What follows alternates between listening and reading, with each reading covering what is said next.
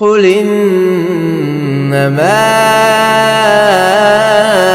أنذركم بالوحي ولا يسمع الصم الدعاء إذا ما ينذرون ولئن مستهم نفحة من عذاب ربك ليقولن يا ويلنا إنا كنا ظالمين ونضع الموازين القسط ليوم القيامة فلا تظلم نفس شيئا وإن كان مثقال حبة من خردل أتينا بها وكفى بنا حاسبين ضلقد آتينا موسى وهارون الفرقان وضياء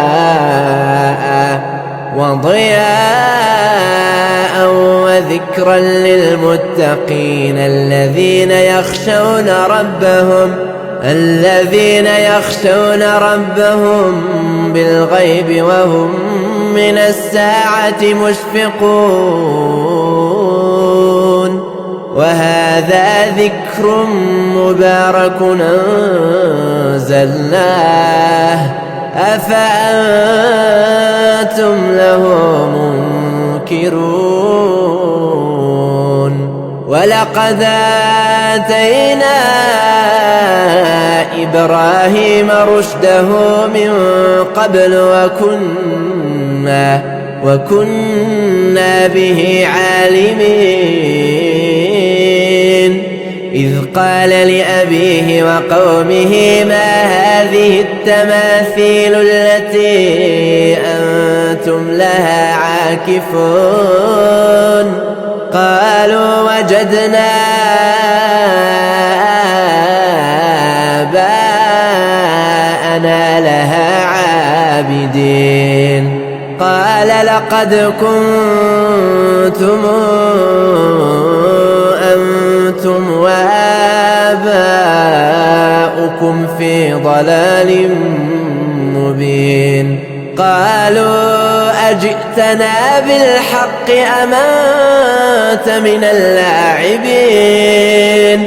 قال بل ربكم رب السماوات والأرض الذي فطرهن وأنا على ذلكم من الشاهدين وتالله لأكيدن أصنامكم بعد أن تولوا مدبرين فجعلهم جذاذا إلا كبيرا لهم لعلهم إليه يرجعون قالوا من فعل هذا بآلهتنا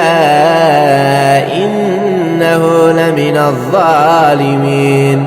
قالوا سمعنا فتى يذكرهم يقال له إبراهيم